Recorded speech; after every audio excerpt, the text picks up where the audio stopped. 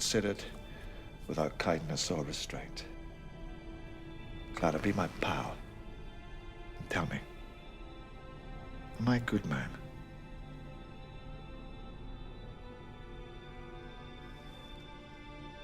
I don't know. Neither do I.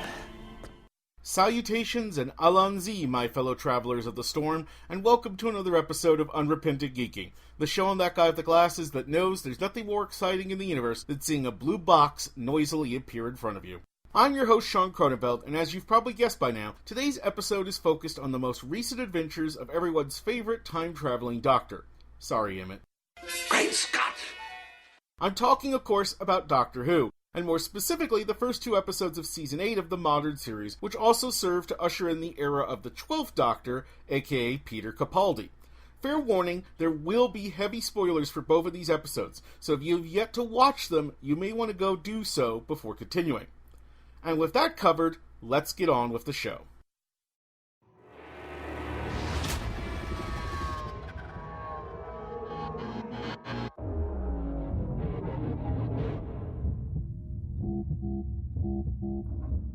Life returns. I don't think I know who the Doctor is anymore. Life prevails. I'm the Doctor. I've lived for over 2,000 years. I've made many mistakes. And it's about time that I did something about that. Where are we going? Into darkness. Here we go again.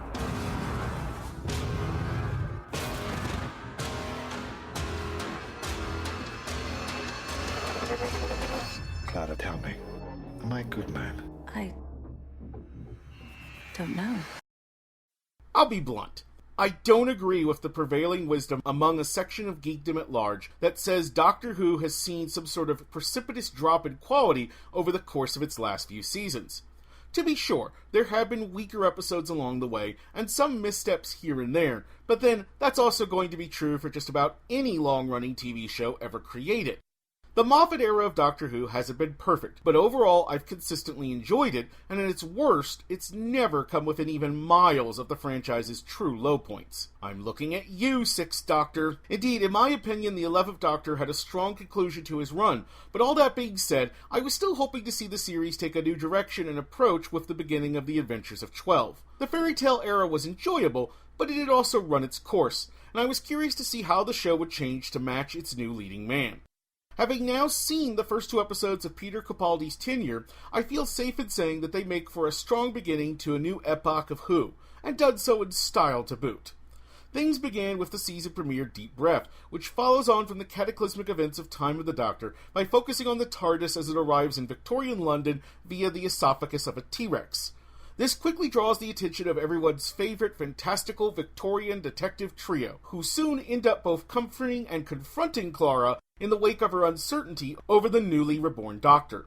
When the T-Rex ends up being killed in sudden and mysterious fashion, the Doctor sets out on his own to find the cause, while Clara is left wondering if he's still the man she once cared about. The two are eventually reunited in an odd restaurant, which is quickly revealed to be a front for a group of the same clockwork robots last seen in the classic 10th Doctor episode, The Girl in the Fireplace. Soon a battle for survival begins that will test Clara's faith in the Doctor's better nature, while in the wings, a mysterious woman waits and watches. The season opener took a bit of time to get going, with the episode's weakest moments coming about early on thanks to some odd writing choices centering on Clara's reaction to the Doctor regenerating.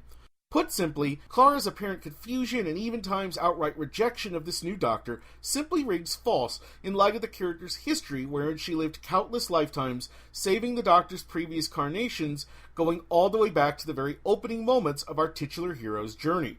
Admittedly, the series has been vague on just how much Clara actually remembers of that particular incident, but at the very least we know she's aware of the hows and the whys of regeneration, having spent time with two previous incarnations of the Doctor in the interim.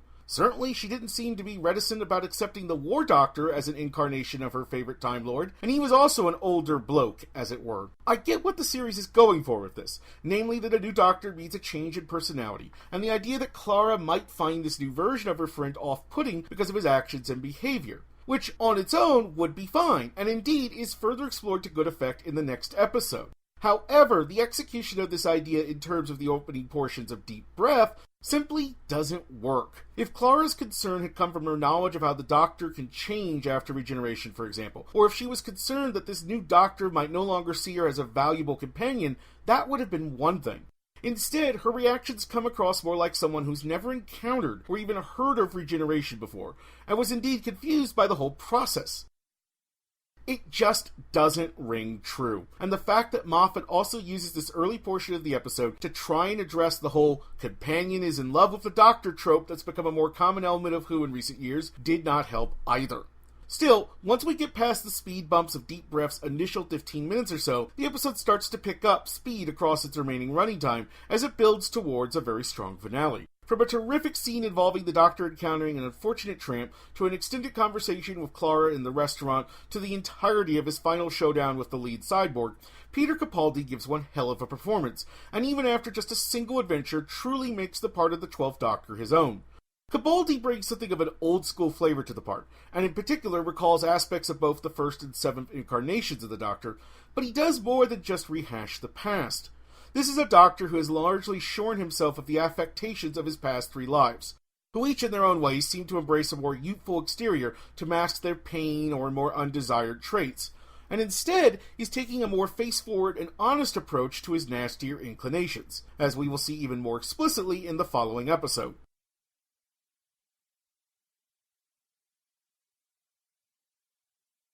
The idea that his 10th and 11th incarnations were almost akin to a middle-aged man going through his midlife crisis has certainly been suggested before, and if nothing else, a less playful and, for lack of a better word, safe Doctor makes for the perfect counterpoint to his immediate predecessor. As for the remaining elements of Deep Breath, overall they get the job done. Regeneration episodes can be tricky beasts to deal with, and while this one doesn't quite match the 11th Hour, which for my money remains the best regeneration story in Who history, it's still a good first adventure for 12.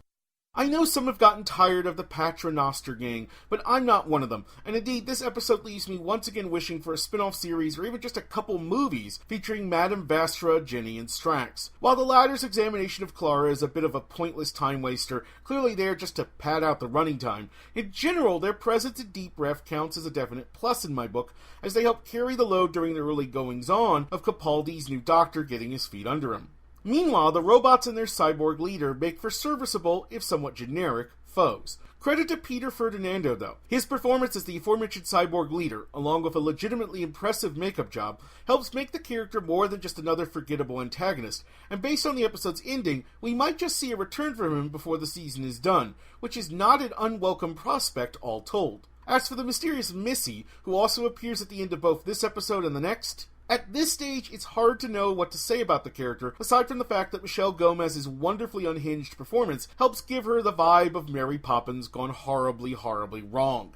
Certainly I have my theories surrounding the character, but for now I'll leave them aside and simply state that she's an intriguing figure whose ultimate role will hopefully be worth the build-up. Moving on, our next episode, Into the Dalek, picks up several weeks later on from the ending of Deep Breath, with the Doctor once again appearing in Clara's life, this time just as she's on the verge of pursuing a potential romantic connection with one of her fellow teachers.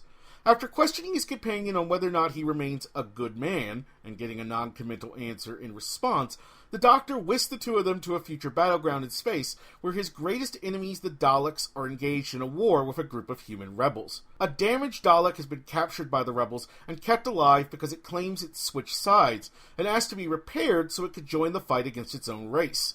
Not prepared to accept that one of his greatest enemies could ever become good, but unable to resist his own innate curiosity, the Doctor and Clara set out on a journey to one of the most dangerous places in the universe, the insides of a Dalek. Free of the fluff and extra running time that dragged down Deep Breath's early goings, Into the Dalek is a tightly plotted and exciting affair that also stands as the best Dalek story to come along in years. Count me in among the camp who think the Daleks work best when in small doses, and as a result also someone who feels yearly appearances, or more, by the Pepperpots are not necessarily a good idea.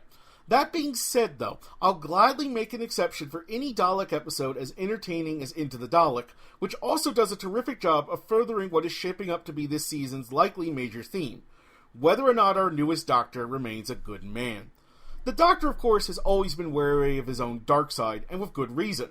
Not for nothing is Perennial Hufo the master at his best when being used as a cracked mirror, showing what the Doctor could have been had he gone down a different path.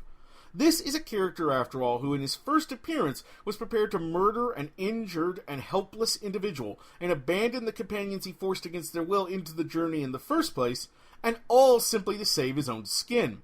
Indeed, as the character himself notes in Into the Dalek, it was his first encounter with these foes that inspired the character to change from a simple random wanderer into a more heroic figure. And part of the brilliance of Into the Dalek is the way it takes that formative encounter and turns the idea of it on its head, by asking if the Doctor really is someone good in his own right, or simply a person more concerned about being the opposite of those he hates the most. Are always high-minded ideals just a lie he tells himself and others in order to hide a true nature every bit as twisted and heartless as those he fights against? Is, in short, the entire idea of the Doctor just a facade he hides behind in order to avoid facing his own true nature? This being Doctor Who, I fully expect the final answer will eventually be, of course not, or some variation therefore of, but for now it makes for good drama to have 12 stare into the abyss for a while in fear that it may be himself he sees looking back. Certainly, though, 12 so far is not one to engage in bullshit, or for that matter, general basic niceties. And already he's shown that without a doubt he can be as cold as any Doctor that's come before him. His disdainful and at times outright cruel treatment of the soldiers he's forced to bring along with him into the Dalek is proof enough of that. What ultimately makes this both a great episode of Who and a terrific showcase for the Daleks is how it so powerfully expresses the unhealthy and almost parasitic relationship that exists between the two. The idea that the Doctor and the Daleks simultaneously bring out the best and the worst in each other is one that was previously touched upon most recently in last season's Asylum of the Daleks, but here Moffat and co-writer Phil Ford, whose last venture into Who was co-writing franchise high point The Waters of Mars, have produced a far superior take on this concept. That moment near the end of the episode where the Doctor discovers just what it is about himself that inspires the damaged Dalek to willingly switch sides brings a new twist to one of the most memorable and chilling lines from the very first Dalek reappearance in the modern series. You would make a good Dalek. And so he would. And so he is. And the realization of that, the despair, sorrow, and exhaustion on the Doctor's face as he confronts an awful yet seemingly undeniable truth. Well, that justifies Peter Capaldi being cast as the 12th Doctor all on its own. I know some are already concerned that this season of Doctor Who may be swinging too far in the other direction from the fairy tale era. Yet looking to the future adventures yet to come this season, including a stay in Sherwood Forest, a heist caper Doctor Who style, and an episode with the glorious title of Mummy on the Orient Express, I feel confident in predicting that we are not headed towards a season of nothing but relentless grimdark. Lighter moments are coming, I'm sure, and I have faith in Moffat and company to strike a proper balance as the season continues to progress. Still, darker days have come to Doctor Who, of that there is no doubt. But when they can produce episodes with such strong moments as the pair that opened this season, I for one say sometimes it's alright not to curse the darkness. And hey, if things get too bad, we can always count on our Doctor to eventually figure out how to light a candle. He always comes through in the end, even if it takes him a while sometimes.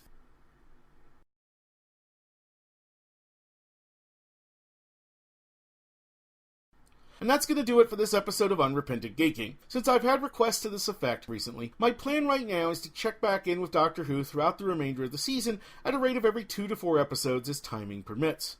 Also later this month, look for reviews of 2 newly released Who books, one being the Shakespeare notebooks, and the other being Engines of War, the first Doctor Who novel, and hopefully not the last, to star John Hurt's The War Doctor.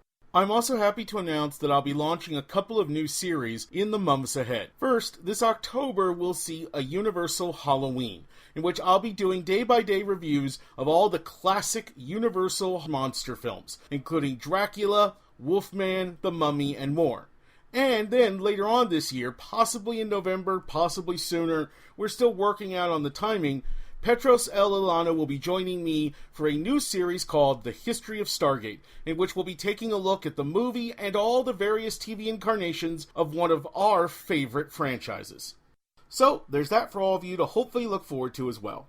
Until then, for that guy with the glasses and Unrepentant Geeking, I'm Sean Cronenfeld, hoping that all your shrunken adventures into the bodies of someone or something else are pleasant ones. Geronimo. This is Clara, not my assistant. She's some other word. I'm his carer. Yeah, my carer. She cares, so I don't have to.